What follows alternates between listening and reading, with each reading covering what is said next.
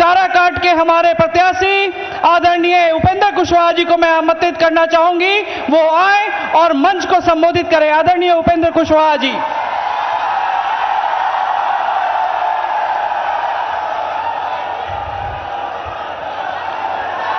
परम आदरणीय भारत के यशस्वी प्रधानमंत्री श्री नरेंद्र मोदी जी,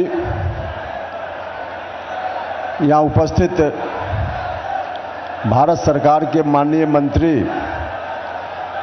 और बगल में आरा लोकसभा क्षेत्र से एनडीए के प्रत्याशी आर.के. सिंह जी, भारत सरकार के माननीय मंत्री श्री नित्यानंद राय जी, बगल के लोकसभा क्षेत्र सासाराम के एनडीए के प्रत्याशी भाई शिवेश राम जी, मंच पर उपस्थित शेष सम्मानित नेतागण और आप सब लोग इतनी भीषण गर्मी में यहाँ आए हुए हैं, सम्मानित अभिभावकगण, भाइयों, मित्रों और मीडिया के बंधुओं,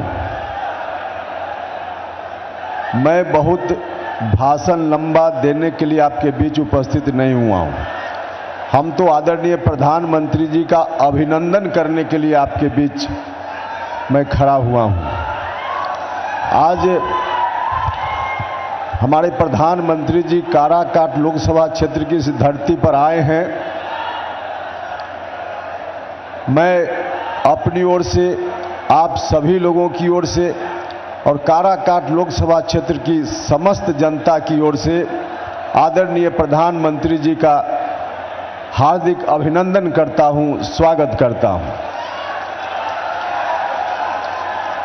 जहां हम इनके आगमन के लिए इनका स्वागत करते हैं,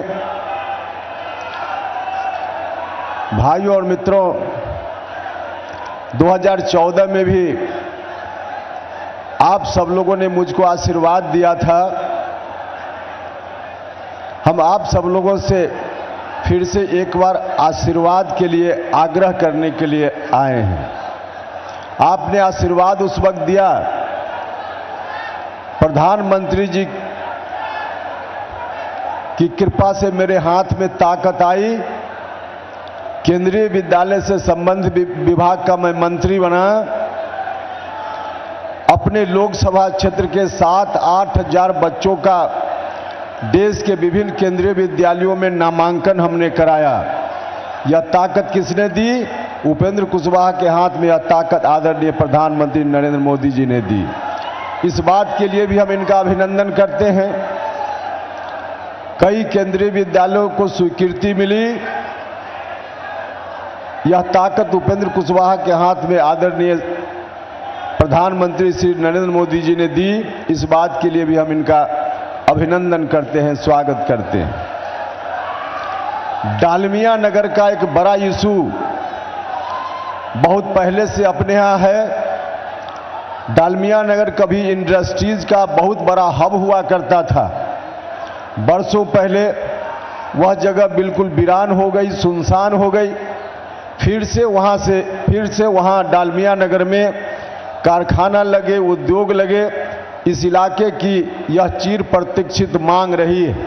आप सब लोगों ने 2014 में आशीर्वाद दिया, हमने इस विषय पर ध्यान देना शुरू किया और उस वक्त जानकारी मिली कि रेलवे एक कारखाना यहाँ खोलना चाहती है, उसका प्रस्ताव रेलवे की ओर से है। हमने कोशिश की कि रेलवे का प्रस्ताव है तो आखिर बन क्यों नहीं रहा। जो जानकारी मिली उस जानकारी के आधार पर कई तरह की बाधाएं थी। धीरे धीरे उन तमाम बाधाओं को हमने दूर किया और उन बाधाओं को दूर करते हुए एक स्थिति बनी अंत में आकर कि सभी बाधाओं को दूर करने के बाद शिलान्यास का समय आया। शिलान्यास होता उसके पहले कार्यकाल लगभग समाप्त हो गया तो शिलान्यास उस वक्त नहीं हो पाया। लेकिन शिलान्यास तक उसकी स्थिति लाने की ताकत किसने दी? उपेंद्र कुशवाहा के हाथ में। तो यह ताकत आदरणीय प्रधानमंत्री श्री नरेंद्र मोदी जी ने दी। इसलिए भी हम इनका अभिनंदन करते हैं, स्वागत करते हैं। और हम आप सब लोगों से हाथ जोड़कर आग्रह करते हैं कि आप सब लोगों ने जिस तरह से 2014 में आशीर्वाद दिया था, हमने ईमानदारी से आप सभी लोगों की सेवा करने का भरपूर प्रयास किया। इस बार भी आप सब लोग मिलकर एक बार उपेंद्र कुशवाहा को आशीर्वाद दीजिए। जो काम उस समय पेंडिंग रह गया, डालमिया नगर में रेल कारखाना लगे सहित और भी कई सिंचाई की बड़ी बड़ी परियोजनाएं यहां लंबित हैं और भी कई इस तरह का काम है जिसको करने की जरूरत है। उन लंबित परियोजनाओं, उस तरह के जो रुके हुए काम हैं, उन तमाम कार्यों को इस बार यदि आप सब लोगों ने उपेंद्र कुशवाहा को आशीर्वाद दिया तो निश्चित रूप से उन तमाम कार्यों को इस बार पूरा किया जाएगा। डालमिया नगर का रेल कारखाना न सिर्फ शिलान्यास होगा, न सिर्फ उसका शिलान्यास होगा, बल्कि उसका शिलान्यास और उद्घाटन भी इसी कार्यकाल में होगा। कारखाना बनकर तैयार होगा, नौजवानों को रोजगार मिलेगा। हर तरह से जो पहले आपने हुक्म किया उन तमाम हुक्म को पूरा किया जाएगा और बाद में भी आप हुक्म करेंगे।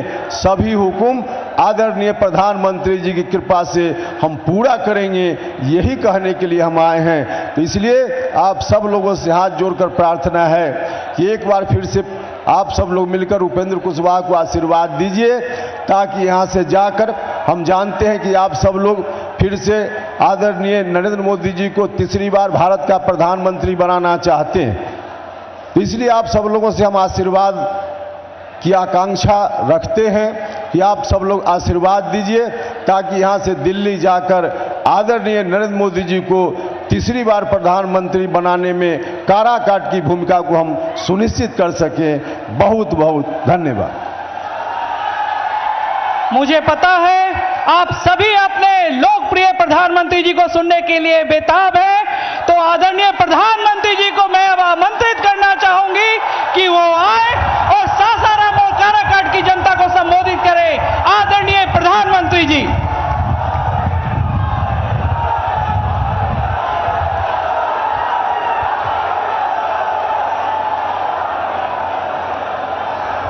रउआ लोगन के हमार प्रणाम। का हाल बा? हमारा काराकाट के भाई बहन लोग ठीक है ना? 24 के चुनाव के 6 चरण आज पूरे हो जाएंगे और 4 जून को क्या होगा? 4 जून को क्या होगा? 4 जून को क्या होगा? फिर एक बार, फिर एक बार, फिर एक बार। और इसलिए